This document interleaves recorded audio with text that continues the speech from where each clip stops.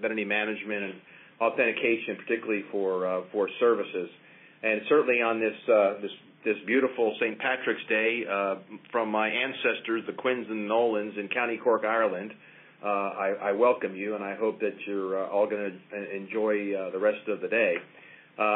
Today we have, as Chad said, a very strong agenda. I'm going to provide some opening remarks and introduce my colleague, the Executive Director of the Smart Card Alliance, and then we're going to really dig into the issues and the opportunities and the challenges around PIV-I for NFI. So you will certainly have your full course meal of acronym soup today as we talk about smart card applications. Along with our digital identity working group, which we formed over a year ago now, we believe this is a very important component and one which can serve certainly our state government citizens very well in an integrated fashion with multi-purpose applications for digital identity and trust. And we think in the future this is going to be very important and one which you ought to focus on. So let me do one thing first, which is kind of walk through a little bit of the agenda. As you can see, we'll do some short introductions and some background from both of our associations to kind of set the foundation. We'll then cover the PIV-I framework, kind of a coverage of the architecture, some of the applications and the PIV-I business justification, and then wrap up with PIV-I benefits for state and local governments. And again, as Chad mentioned, you have the opportunity to submit questions in real time during this webinar, and we also have a series of questions that were submitted during registration, which our presenters will cover. For the NASCIO and the state government IT perspective, just a kind of a quick background. Each year we do a survey of our state CIOs looking for their top priorities in both management and strategy, as well as IT and solution priorities. For 2011, you can see on this slide the top 10 issues. Identity and access management, I can tell you, for the last 7 years has been in this top 10 space. It's moved up, actually, to number 5. This is an area where there's still major challenges for state governments as enterprises, and we still have the challenge around integration with our federal and local partners around the service channel. And you can see security is also part of this, along with application modernization and renovation. All these can be supported by identity and access management solutions. So it's very important that we begin to mature this space within the state and local government arena. Again, it's been a top 10 priority for several years. If you look at the current environment, the current as-is, both policy, process, and technical architecture within state government, I think we'd all recognize as individuals that the states are the nucleus. They're the nexus for your individual identity. From cradle to grave, states are the ones that create your identity and therefore have the most important role in identity management through the life cycle.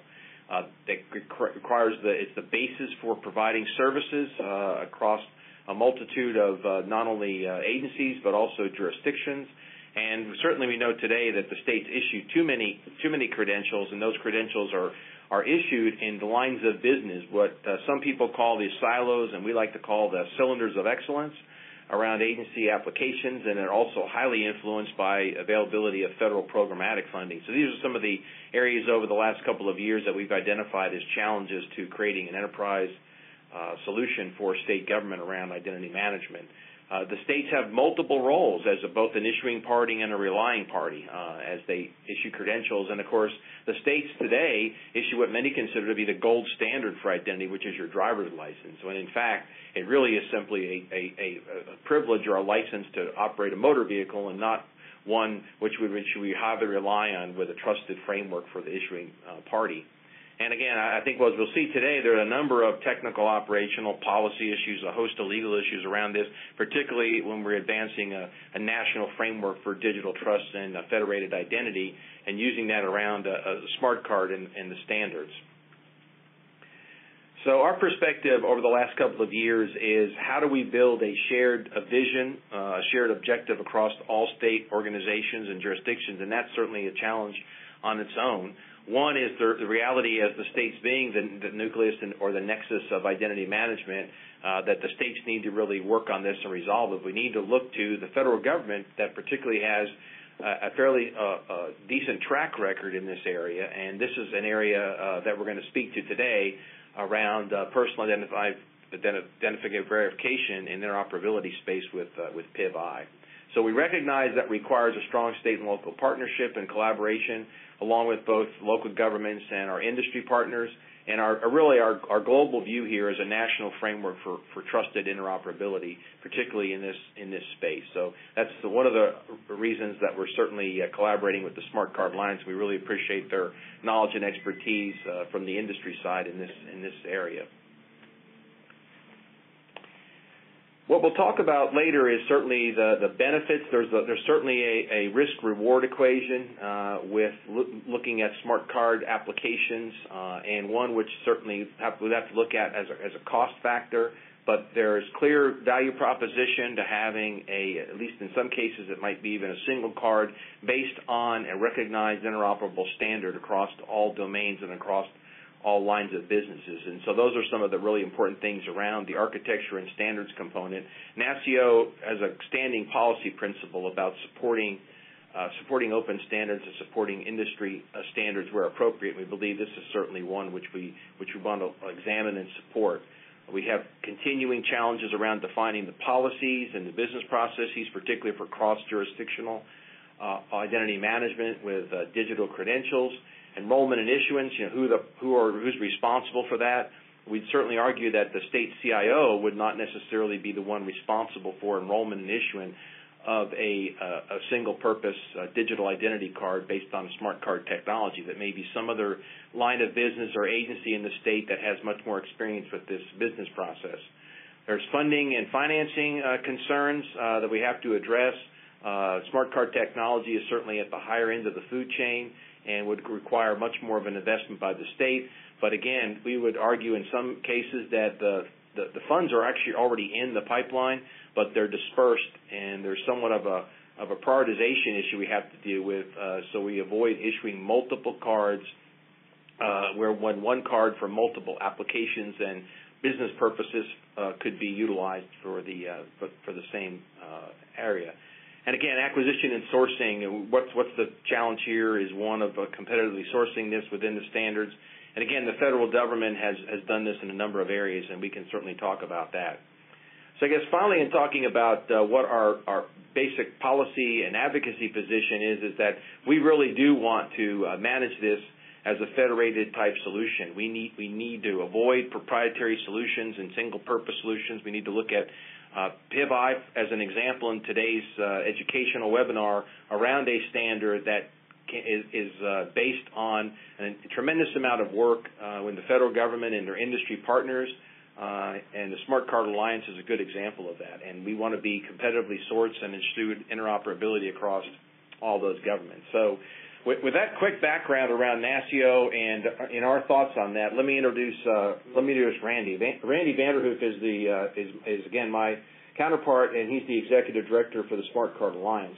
Smart Card Alliance, like NASCIO, is a nonprofit association representing over 180 member firms, and again, these are the industry partners working to accelerate the widespread adoption of smart card technology in North America and Latin America. And some of you who may be familiar with this understand that smart cards have been used in Europe and other parts of the world for many, many years, and we probably kind of have a lagging adoption rate in the U.S. Randy's been executive director since August 2002, and during his tenure as the chief executive has directed the transformation of this organization from primarily a networking organization into much more of a diverse and education-oriented, international, multi-industry organization that pulls these stakeholders together and helps stimulate the rapid adoption and, again, moving this smart card adoption along the curve here for all types of smart cards and in different form factors in which smart card technology can be used. And, again, we're focusing on PIV-I and identity management, but certainly, as many of you know, smart cards can be used for electronic payments and other types of digital security applications. And certainly in terms of recognition, in 2008, Randy was named by Security Magazine to the list of the top 25 most influential people in the security industry. Prior to joining the Smart Card Alliance, he was with IBM and the Global Smart Card Solutions, and that was an international group supporting IBM Smart Card services to global industries in terms of banking, healthcare, government, and other vertical teams. So With that introduction, Randy, I'm going to turn the ball over to you for the introduction of the Smart Card Alliance and the rest of the presenters. Well, thank you, Doug Robinson. I really appreciate that great introduction, and welcome to all of our participants today on this webinar on PIV-ID for non-federal issuers. Before we begin, just a few words about the Smart Card Alliance. If you aren't that familiar with our organization, this organization is a multi-industry stakeholder organization with its mission to stimulate the understanding, adoption, use, and widespread application of smart card technology. And we do this through a variety of educational programs, market analysis, advocacy work, and outreach, and building consensus around industry relationships that are part of the Smart Card Alliance to help foster a way to communicate with each other the shared value propositions that this technology brings across all of these different vertical markets. As Doug mentioned, we have about 170 member organizations, and they cover the spectrum from the identity and security aspects of government and corporate activity to the financial payments, retail payments, and transportation markets, and healthcare markets, and mobile technology markets. So you can see it's truly a multi-industry organization. This organization is organized around 5 industry council groups, and the listed councils are on the slide in front of you. The 2 industry councils that are instrumental in this workshop and in developing some of the content and resources that are going into this discussion around secure ID credentials in the government are the Identity Council and the Physical Access Council. Next slide. A little bit more about these 2 councils and helping you bring today's program to you. The Identity Council's mission is really to address the challenges of securing identity information and reducing identity fraud, and helping other organizations realize the benefits that secure identity information can deliver. And we have 24 member organizations that support our Identity Council. The Physical Access Council's mission is to accelerate the widespread acceptance, usage, and application of smart card technology for the physical access control and now logical access control market. And that organization has about 51 member participants. A number of publications are generated by each of these groups, and some of those are listed below. All of these publications, as well as other documents from our other councils, are available for free at the Smart Card Alliance website. So after today's webinar, if you want to go back and look up some of the documentation that's been published recently on this subject and others, we welcome you to do that. Next slide. So I'd like to begin with the educational content of today's webinar by introducing our presenters.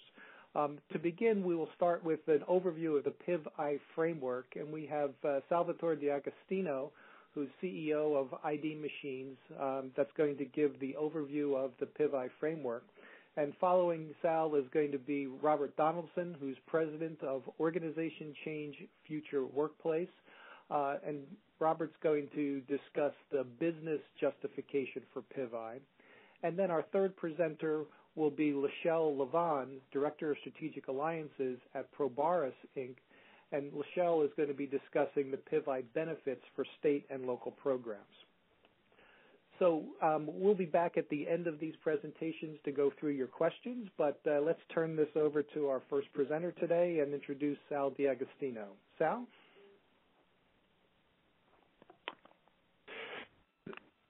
Thank you, Randy, and good morning, everyone, and thank you to all of you for allowing me the opportunity to present on this interesting topic this morning. So to get right into it, what is the PIV-I framework? It really is. It's a set of best practices and guidelines for issuing identities. And at the end of the day, what you end up with is a privacy-enhancing, multi-use, interoperable credential, and in the form factor, which we refer to as smart card technology, but it isn't necessarily a card. The concept of smart card technology is that it's a credential which has the ability to actually do computations, and as a result allows a lot of user control over activities. It makes use of privacy-enhancing technologies associated with the use of private keys, in which the release of information is under user control. And the entire PIV-I framework is one in which it really does establish a very nice balance between strong authentication and allowing the user to control the circumstances in which those strong authentications take place. Importantly, PIV-I is based on a very well-established set of both United States and international standards, again, around the issuance of the identity, the binding of the individual to a credential, and then the actual credential itself, which can be used for logical and physical access. And there are aspects of the standard which can even be applied to devices as well as individuals. Though today we're going to be mostly focused on how it's used for credentialing individuals. Next slide, please. As a standard, it provides a basis not only for credentialing individuals within an organization, but very importantly, at the core of, go back, please. Previous slide, thank you. Sorry about that. So the PIPI framework, while it allows an enterprise to credential its employees, so whether that be a state, government, local government, federal government agency, at the crux of the standard is the I, and the I in PIV-I is for interoperability, and maybe we should just step back. So PIV-I stands for Personal Identity Verification Interoperability. The interoperability component of this really requires trust. And so at the end of the day, what we're talking about is a framework which allows credentials issued by multiple organizations to be trusted across organizations, even by those that have not issued a credential. And in order to do that, there's a number of prerequisites that need to take place. And a lot of these are around the actual practice of issuing the credentials themselves. And the PIV-I framework issues a credential which, at the end of the day, provides you with what industry accepts as the highest level of assurance that's possible for any kind of digital transaction. So the process of establishing an identity and the handling of the information and how you end up with something which is very sensitive to the use of personally identifiable information provides organizations that are looking to adopt this with a way in which not only do they have something which can be used for logical or physical access, but addresses all of the other related governance, regulation, compliance issues that are out there, and which are front and center, certainly in terms of identity and the reason why identity management is such a high-level priority, not only, I would say, for state organizations. I think a similar standard which was done in the enterprise had identity management as, I believe, the top IT priority in organizations. So next slide, please. So one of the things I want to try to get across is that what we're talking about today is not something that's new, and in fact, this is a timeline which has been put together to sort of show the evolution of ID cards and smart card technology within the federal government. And as you can see in this slide, this is really something that's evolved over the last 20 years, albeit a bit of an acceleration since really 2004 and the issuance of something which was referred to as HSPD 12, which was a presidential directive that all federal employees and contractors needed to use one interoperable credential for access to logical and physical resources. That was followed up, and as part of that, there was a requirement that a standard be created. That standard, whose title is Personal Identity Verification, is also referred to as PIPS 201. That was in 2005, and interestingly, if you come all the way forward now to 2011, just issued within the last couple of weeks is the draft of PIPS 201-2. So what we're talking about today is not something new. It's actually something which the industry has been working on for decades. Very specifically, PIV is something that has now gone through a cycle of use, of understanding, of suggestions by industry. It's actually out for comment now. If you go to if you were to Google personal identity verification, you'll find it on the NIST website.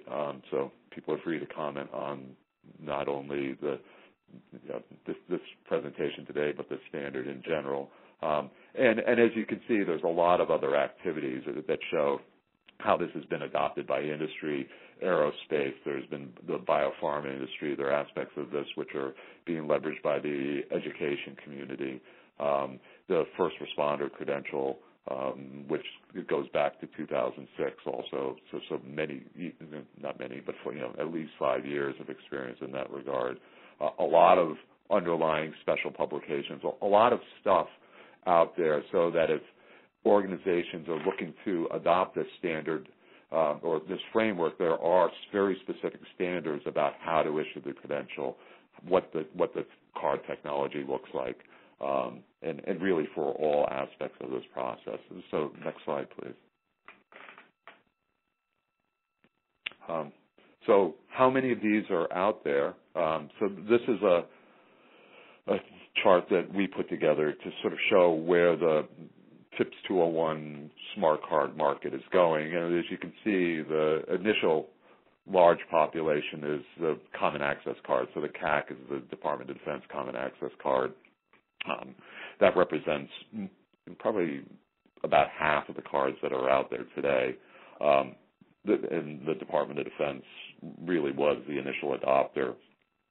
The Department of Defense Common Access Card has now evolved to one which is using the PIV-I standard. We're using the PIV standard, and importantly, the Department of Defense also recently has, for their contractors and employees, have said that they will trust a PIV-I credential. So for a lot of organizations, you want to be able to not only credential the people that work for you, but your business partners, your contractors, the relying parties that you want to give access to your infrastructure. The Department of Defense has adopted PIV-I as a means of doing this. Leveraging the standard from a technology perspective has been the Transportation Workers Identification Credential. A lot of the growth in the short term is related to the adoption by the civilian agencies and their contractors. The adoption in the states is beginning. Recently, there's been standards adopted by the RTCA, which is an access control standard basically for airports. Critical infrastructure is another sector which is beginning to look to PIV-I.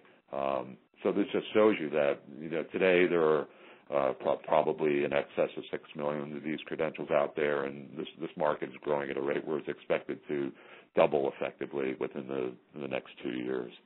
Next slide, please. So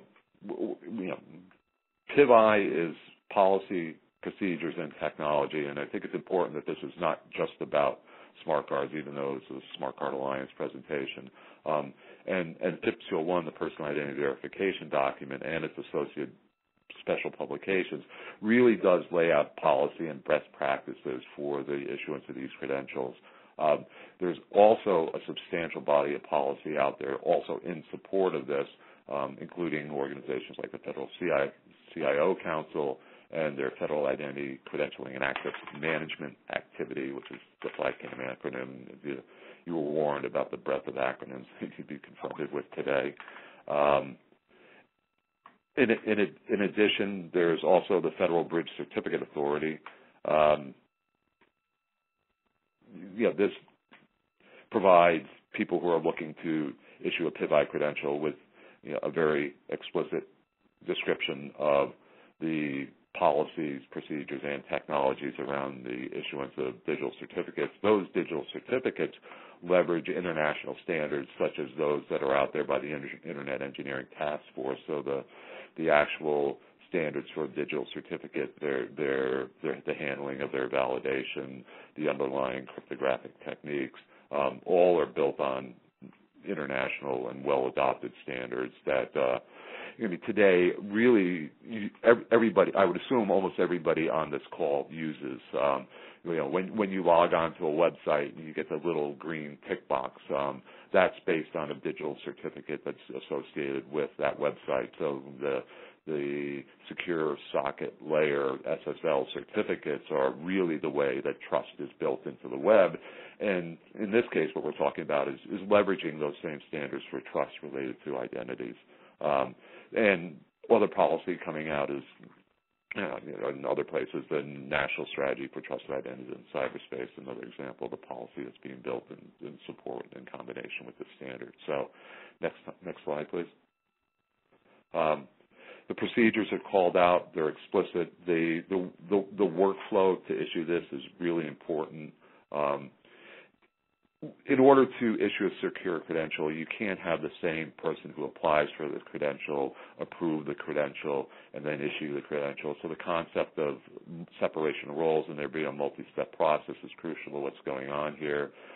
Biometrics are used to bind the individual to the credential. They provide an added layer of security.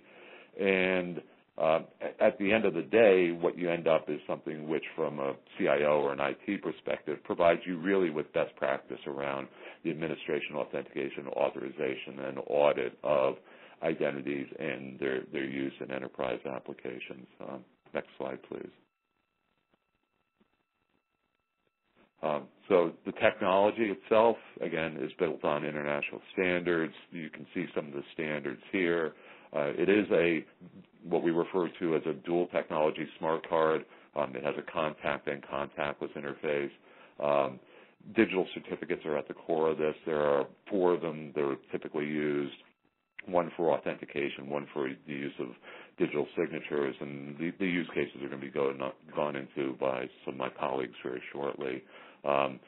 In an encryption certificate and a device certificate, it provides flexibility in terms of the cryptography that you use. There's multiple biometrics, and importantly, there are over 500 approved products that are out there for people to leverage. So the nice thing about a standard is that there is no vendor lock-in at the end of the day, and this approved products list is just an example of how that plays out in practice, as well as the fact that this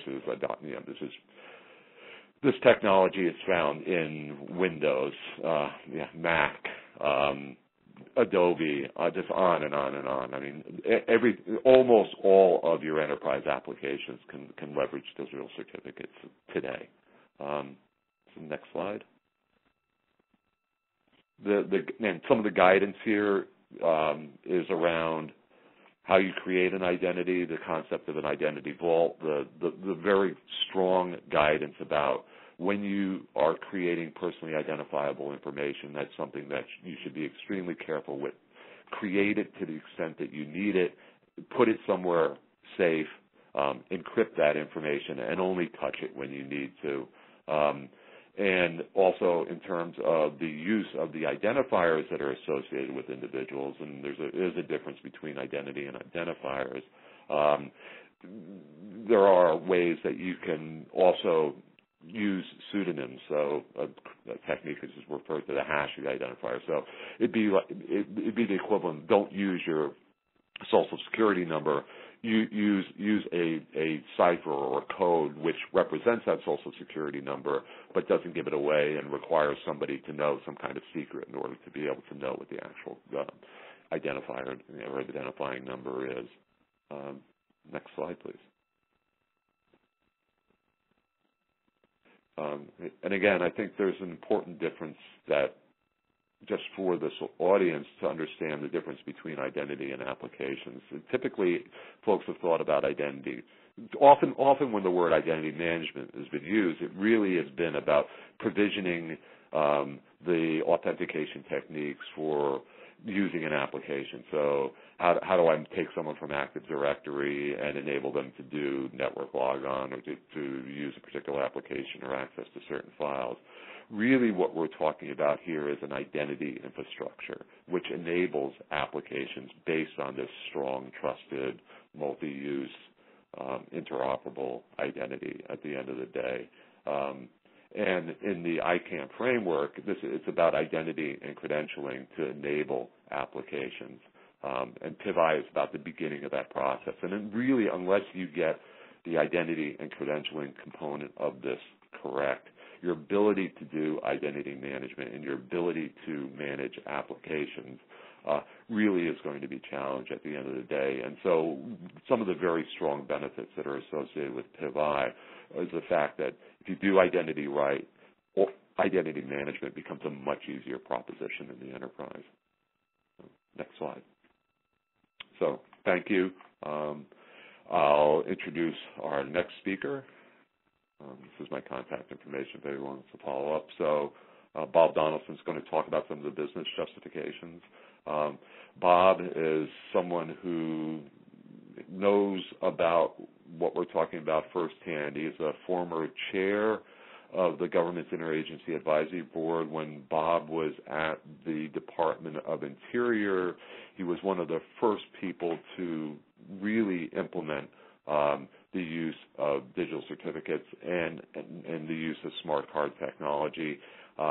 Bob really was ahead of his time in terms of the not really the what, but the why. And I can remember years ago Bob explaining to people the fact that using these smart cards saved just an unbelievable amount of money, reduced warehouses of paper, and that to the question about why would you use a smart card and what are the business justifications, I think there's nobody better than Bob to present that. So thank you, folks, and Bob, it's all yours. Thanks, Sal, for that great introduction. Next slide. And, I actually didn't recognize the name Robert there for a while when you said it earlier, Randy. My pseudonym, everybody knows me by just Bob. Challenges for most states and local governments. Doug and Chad would like to thank you guys for bringing this to our attention over the last couple of years and listening to the states and putting such a priority on identity and credential management, because we've been wrestling with it in my current life and my prior life for about the same amount of time as you guys have. And when you look at over the last 30 years, like all IT evolves over the last 30 years, cities, counties, states, and the federal government, and the many business entities throughout all the business lines across the web, programmed leads have converted, if you will, paper processes, applications one at a time. And every one of those, for the last 30 years have created a different kind of identity. And the cost of those multiple identities is huge to the taxpayer and to individuals who have to deal with all those identities. So if you look for your first cost savings opportunity, think about how much it's costing your state, across your entire state, cities, counties, and businesses to maintain, and people are still programming, if you will, and doing development and creating new stovepipes. Those wonderful silos there on the farm is about the only place that silos work well. And again, as we think about the education we have to do, we have to explain to all the people up and down our political and our business partners beyond the IT community about the current cost, if you will, of sustaining all those silos that we have built and have in place. Collectively, hopefully the partnerships that we're building today will help us tear down those silos. And beyond the identity, the attribution associated with that identity becomes impossible because there's no relationship between the current stovepipe identities and all those different attributes and how to look at those attributes across an entire enterprise. Next slide. Adopting the PIV-I policy, process, and technology, if you will, framework can substantially reduce those stovepipe challenges. There was a question that came in about, what's the relationship between NASCIO and the Digital Identity Working Group and PIV-I. And one thing that I would like to suggest is that the NASCIO Digital Identity Working Group has been working heavily on a document called the SICAM, the State Identity Credential and Access Management Roadmap. And as part of that, we're looking at the 4 assurance levels. And the PIV-I kind of sets in there at the assurance trust level, interoperable level 4, if you will, within that SICAM maturity model that we're looking at in the state SICAM. Beyond that, the PIV-I does support the national framework that Sal talked about earlier, the NISTIC, if you will, interoperable and trust model, and it works across multiple jurisdictions today. States and private industry is already using PIV-I, and it's interoperable. PIV-I, CACS, PIV, they're all interoperable, and it's kind of interesting when you have a PIV man and you can go up to a stranger who you've never met before and authenticate, if you will, electronically. And not only do that is be able to view their attributes beyond that. So again, it's a demonstration. It's a deployed, mature model. It's not in the R&D anymore. It's exciting to watch the PIV-I continue to mature as we watch the PIV mature over the last few years. It promotes that state enterprise approach that Doug talked about earlier, and again, it avoids silos. It avoids proprietary solutions. All of us are very much aware of what proprietary solutions do to us over time as we have deployed contracts. Those contracts are a little bit more expensive than interoperable open, where you can compete and, if you will, bring in a new vendor than the last vendor and still have the same outcome, if you will, without major disturbances. It kind of follows the great work. PIV-I follows the great work that states have been dealing with as they've been looking at driver's license issuance. Doug talked about that earlier, about the trust, the identity issued in the states to the driver's license. But beyond that, what it does, it allows you to aggregate, if you will, many, many different attributes or privileges beyond just a driver's license. So it supports that multiple application and legacy infrastructure, if you will, issue once and use many times, again, reducing costs. And it enables a standards-based approach for access management, auditing, provisioning, et cetera, et cetera. So there's a lot of benefits that happens through the enablement of your entire infrastructure by using a PIV-I as the identity credential. Next slide. FIPS 201 enhances privacy. I mean, I cannot pick up a newspaper hardly any day of the week or a GCN, Federal Computer Weekly, and not read about some, if you will, loss of PII data, HIPAA data, and look at the dollars that are associated with that. All of our taxpayers are paying that. Private sector banks have went bankrupt and closed because they lost all their PII data, or someone stole the password and, if you will, invested in a stock that went to zero, breaking the bank. Everything about enhancing of privacy, there's a direct correlation between, if you will, implementing a PIV-I credential and enhancing privacy. It supports the Fair Information Practice Principles, and if you want to take a look on the NISTIC website and take a look at that, the Fair Information Practice Principles out there, and become familiar with that, the PIV-I really helps us achieve, if you will, those practice principle goals, and again helps the states think about and understand how that they can reduce their future, if you will, breaches. Again, reducing that huge cost that we're all very familiar with. Next slide.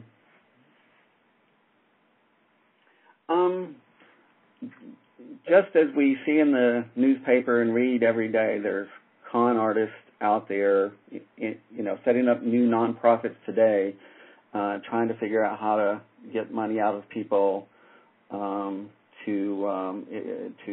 help this catastrophe that just happened in Japan. Again, there's not a presentation that I've ever given where there was not a current event that directly related to what we're trying to achieve here in PIV-I. When you look at those things that are kind of in the abstract in the newspaper and you drill down into specific cases that are out on the Interagency Advisory Board website, there's a whole plethora of great presentations out on the IB presentation board. They hold it monthly. There's an archive out there of all the PowerPoint slides and great, wonderful people throughout the entire public-private sector that has participated in the Interagency Advisory Board and done presentation. And here's just a couple. Would like to point out the National Cancer Institute achieved an overall cost savings of more than $40,000 per 100 people by converting documents to electronic signed documents. They used to roll, if you will, an entire semi-truck full of paper. They had to print that paper, load it up in a truck, ship it, if you will, for approval as part of their research. And anyways, converting all that to electronic, as we all know, goes immediately to the National Cancer Institute. Researchers throughout the entire world have immediate access, who have the right to access it, have immediate access instead of, if you will, the National Cancer Institute having to recreate additional copies of paper to share with everyone. So again, converting of paper and signing all those documents electronically, it allows everyone in the National Cancer Institute to know where that document came from, if you will, to reference back to that authentication, that digital signature, and all that paper that they look at and review every day. The U.S. Department of Agriculture investment in PIV and ICANN is realizing benefits across the department in form of, again, this automated provisioning, if you will, row-based authorization, and they basically did away with all their manual provisioning, you know, where you call somebody up on the phone and they ask you to email or send a piece of paper or whatever the stovepipe process is for you to get access to an application. What they moved to is a total role base.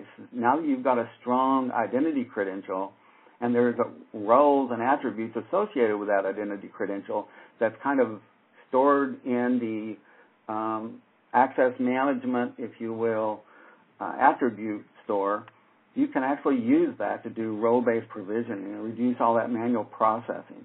And again, on the flip side, when you use that PIV-I credential, it provides you a lot of auditing capability when you're auditing. And again, what USDA talked about during their presentation at the IED was repurposing about 70 personnel across the enterprise to do other activities besides provisioning and auditing.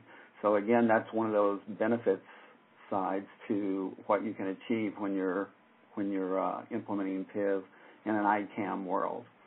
When you look at an opt-in process from a citizen perspective, when you talk about the value proposition, Illinois actually has about 40 to, I think it's up to almost 49 entities, state agencies, universities, even businesses are having applications in the state of Illinois, and citizens are actually enrolling without being prompted 600 to 800 per month, if you will, up and down. And so just the fact that citizens are enrolling in the Illinois credential program to get a trusted digital signature or credential talks about the value proposition to our citizens. Next slide. Maturity of products. Again, Sal talked earlier about that this is not new. We're on our second generation of implementations of PIV and PIV-I. They're continuously improving PIV and PIV-I. And just recently, GSA, as they rolled out their entire infrastructure, they were able to get 90% penetration, if you will, of their personnel scattered throughout the entire U.S. to use PIV credentials to do workstation logon. And they achieved that in a time frame less than 90 days from project initiation, if you will, from about the time contract award. It took about 90 days to get that 90% presentation. And in, if you will, IT terms, that's huge. That's huge, where you can, in the same quarter after you award a contract, that you achieve, if you will, many of your expected goals. Again, Sal mentioned OMB 1111 is going to create a lot of opportunities for the federal government to continue to, if you will, put a lot of uses in place and help us in the states, if you will, capture the benefits associated with all those uses. Next slide. That's it at a high level. Hopefully we'll have some more time later to get into other, if you will, cost benefits associated with PIV-I for non-federal issuers. Next up is Lachelle Levan. Lachelle and I go way back ourselves. We work together at the Department of Interior, and she works across the different with different federal agencies and with states. A lot of you know Lachelle, and she's, if you will, a Six Sigma type who can drill down in the deep details and has a deep understanding of PIV-I. Lachelle? Thanks, Bob. I really appreciate everybody coming on today. So we've heard from Sal and Bob. We are running out of time a little bit, and we have a lot of questions that are coming in. So I'm going to try to really run through these slides. And just so everybody is aware, this is based on a white paper that the Smart Card Alliance has developed in conjunction with NASCIO. So feel free to go out to our website, and I think Randy's going to talk about it a little bit later. You can download the white paper. There's a lot of additional information in there. So really to start, what we wanted to talk about in this last presentation was the different state programs that can already be leveraged to get you to a PIV-I framework. We're not suggesting that anybody starts this from scratch. There's a lot of fundamental elements that are out there. And as Doug went over in his presentation, we do see that in the years ahead there's a lot of challenges. There are the budget constraints. There's the continued security threats. We also have a very increased demand by the consumers for digital government, for e-gov, if you will. So how do we meet these challenges together as states, as a government, and as an industry? Really the best way to look at it is you want to look at your consolidation of your overlapping IT programs. Back to the silos slide, or these cylinders of excellence, as Doug mentioned. I thought that was a great term, by the way. There's a lot of cylinders out there, and when you see the similarities, you can start leveraging them. We want to improve security, streamline services, and really get some more benefits back to not only our organizations, but to our consumers. So next slide.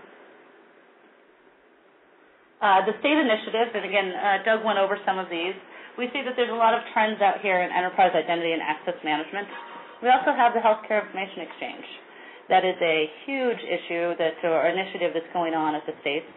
And we have our emergency response systems, a lot of fusion centers, a lot of emergency operations centers, a lot of interoperability that is going across between our emergency response and the EMAC process, for example. There's also digital records management. There's a big push to go green, to have a better collection of our data, and to be able to move that away from the paper-based processes. And then last but certainly not least, cloud computing. It's on everybody's agenda right now. How do we start leveraging the cloud or leveraging shared infrastructures to work more effectively? And if you look at all these, they all have a lot in common. So next slide. So we have some common themes. And across all these programs, you have the trends. And what does this have to do with PIV-I? Well, there's a lot of trends out there. It's identity, security, and interoperability. It's cross-cutting across these programs. It's cross-cutting across the existing programs that are out there. But taking a look at it from someone who's in charge of trying to reduce costs and put together programs for a state, you kind of scratch your head and it's like, wow, there's a lot that's going on here. How do I start tackling it? Well, you look at the different building blocks. That's our suggestion, and we'll get into some of these building blocks in the next couple of slides, but the building blocks are policy, process, and technology. All three of those come together to create a really good framework for reuse, leveraging, and building towards stronger programs, stronger identities, stronger security, and more interoperability across the state. Next slide. Okay, so we just went through and we picked out some existing policies that are in place. And again, I will refer everyone back to the white paper, which has some more in-depth on each of these and how they can be leveraged. But for example, at the states and at the federal side, we have some policy that's already in place that can be leveraged. And you have the Uniform Electronic Transactions Act that 48 states have ratified, and you have the other 2 states that have similar acts out there that really do allow you for not only to share information across your systems, but they do actually allow you to accept interoperable digital signatures in some cases. And that leads into the e-Sign Act of 2000. You can accept digital signatures. You just need to put some additional policy in place. And we really do recommend, driving towards what we're calling the bridges that are out there. And again, there's more information in the white paper about this. A new one that has come out is the DEA E-Prescription Act, or the final rule. And what we really do strongly recommend is while you're in the planning phases for this and while you're working with your different program areas and participants, is to consider incorporating PIV-I into the e-prescribing and health information exchanges. It helps you to meet the DEA rules. It has biometrics included in it, and it's just another way that you can leverage the same standard, the same type of identity, the same type of credential in multiple different program areas.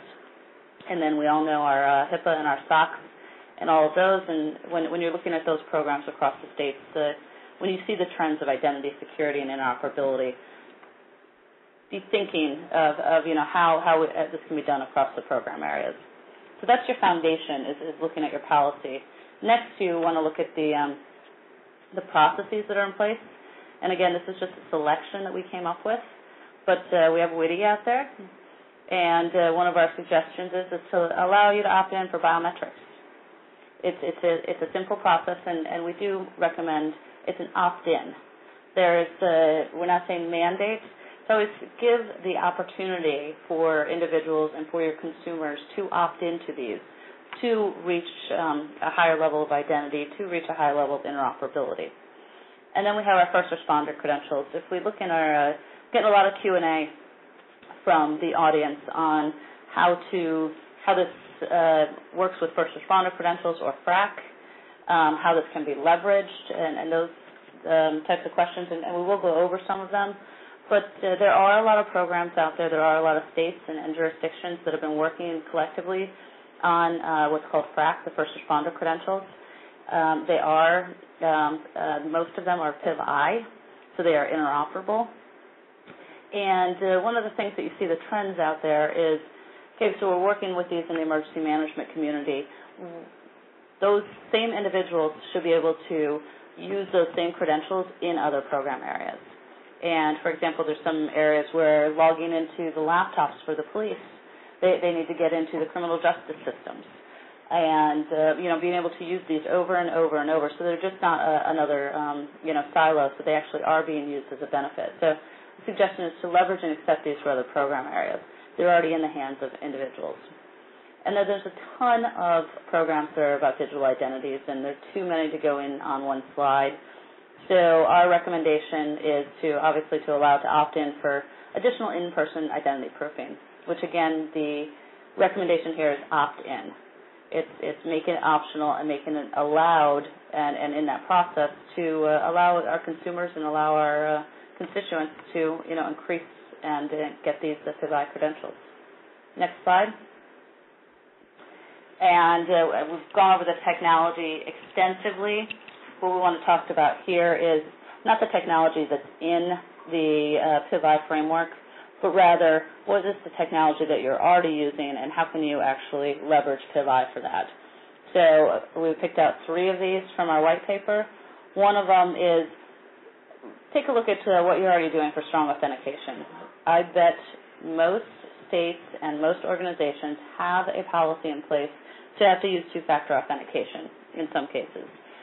PIV-I gives you that as a foundation. It supports both 2- and 3-factor authentication. It can be used to potentially replace any of those other siloed programs that you have, as well as enhance some of your other access and authentication procedures. And then we did talk about the public key infrastructures that are out there, and Bob mentioned Illinois. Sal also mentioned extensively some of the other items. But your public key infrastructure, and it's fundamentally used in your daily, in your information technology activities. And how do you get maybe to the next level? You consider migration to the bridges that we mentioned earlier for our user identities, so that your user identities can then be trusted across organizational boundaries, so that I, as a employee, can access a system in another state and provide them information. That's really the fundamentals here, is this interoperability and this trust across organizational boundaries. And then last but not least, we have PIV and PIV-I. There's over 5 million out there. The easiest, biggest return on investment today is to leverage and accept them for your transactions. You don't have to issue them. You don't have to worry about them. They're already in the hands of individuals. They are managed. And now it's just about making sure that, today I want to be able to do digital signatures, and I'm going to accept people that have PIPI credentials. I want people to be able to get into my buildings, and I'm going to now accept PIPI credentials. So just leveraging the existing infrastructure that's out there gets you to a very high return on investment very quickly. So last but not least, how do we move forward here? It's pretty simple. You identify the highest value programs. What is the biggest challenges right now? How can we consolidate these and work on these in an interoperable manner? Obviously, it's been a recurring theme. You want to adopt standards and best practices based on the 20-year timeline that Sal presented, as well as the extensive investment that's been made by both the federal government and the industry.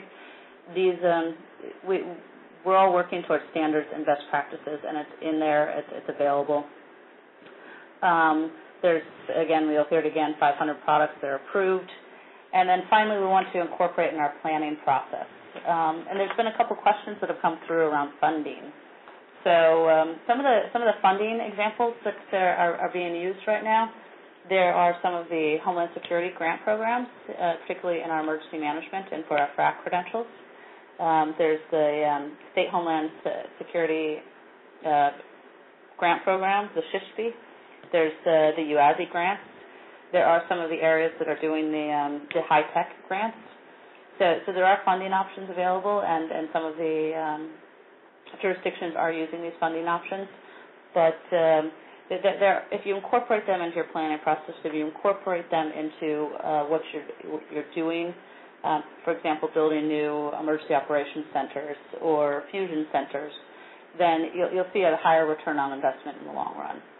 So I realize that was really quick. We're really trying to stick to schedule here.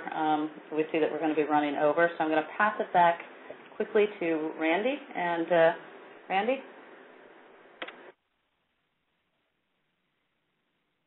Yes, hi. Thank you, Michelle. And I think we're going to go to Dave for leading the question and answers for the panel. Is that correct, David?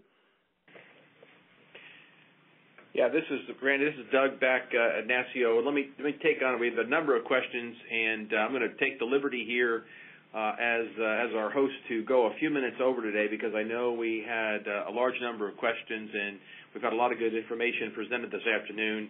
And at this point, we've kind of run out of our time. But let's cover some of these critical questions that have been asked by our registrants today, and one certainly has to do with the budget situation and the availability of federal funding. So let's kind of hit both of those at the same time, particularly from the NASCIO policy and advocacy perspective. One, which many of you are aware of, relates to CMS and the inability of federal funds to be used for biometric programs, and that's been in case for obviously for a number of years. There are several states over the last decade that have used biometric, primarily fingerprint credentials for authentication in the Medicaid program for recipients.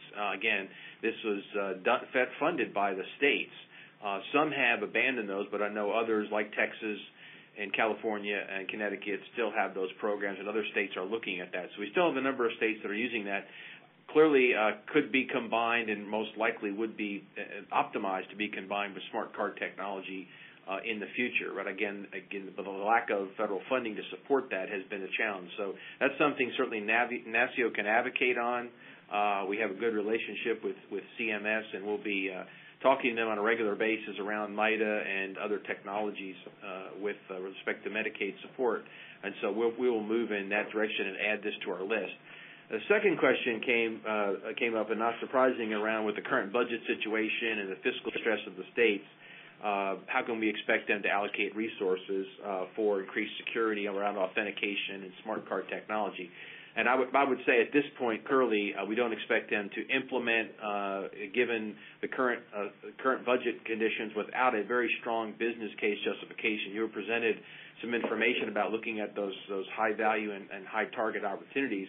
I could certainly say, though, for the interim period, while states need to address this long term, one thing the states can do is do some really good as-is mapping of their current architectural components and identity programs within those cylinders of excellence across all those agencies. So a process that can be undertaken is to try to look for all those common areas of intersection, and you will find a number of those. There's at least 20 different federal programs that you could look at where there might be an opportunity to implement stronger identity and access control and credentialing using a smart card platform. So that's something we want to look at, and we believe it's not appropriate for all of these services, but certainly for the high-value ones and the ones where you believe you can leverage, as Michelle was talking about, leverage existing technology in terms of PIV-I that's been and the framework and the processes that underlie all of that have already been implemented. And FRAC's a good example with 10 states out there with FRAC cards and the initial rollout. That gives you a number of opportunities right there to try to figure out how to do pilots within the existing FRAC deployments within those states. So those are a couple of the kind of the policy areas. We did have another question, which I think is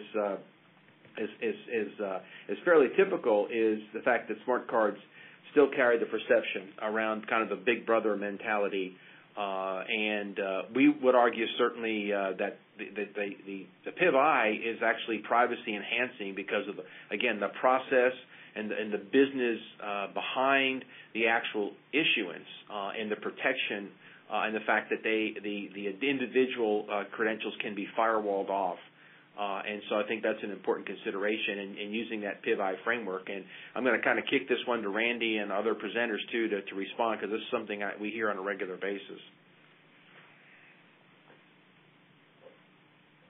Would any of the presenters like to respond to that question?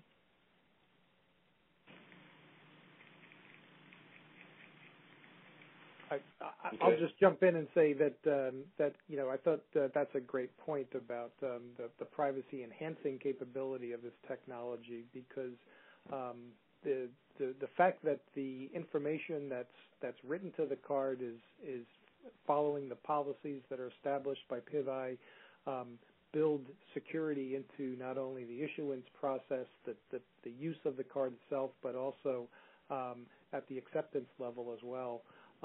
Provides higher levels of security than exists in any other type of identity platforms that are commonly used out there. So I think that myth about this being somehow imposing on individual privacy and potentially risking people's personal information really doesn't have a basis of fact.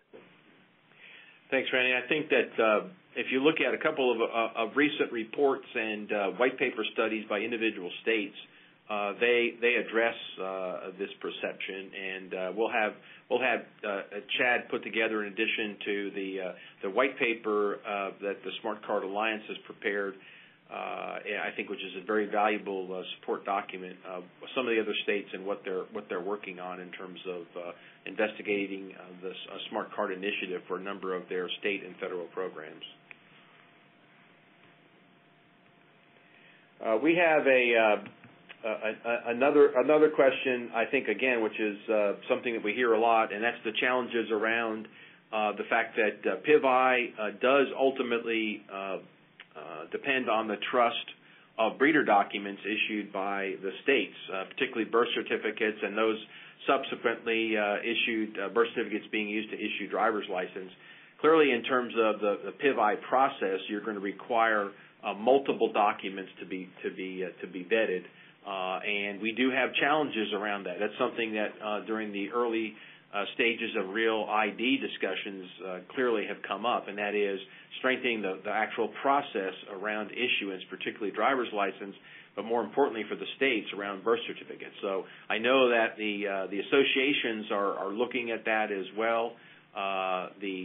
We've had conversations with other national strategic associations in the state government sector who have actually been a couple of our workshops around this, and I think they fully understand this. This is not under the purview of the state CIO, but it's one we believe is very important to strengthen those processes. So I think in the interim, again, there will be additional steps that will have to be taken before that process is fully complete.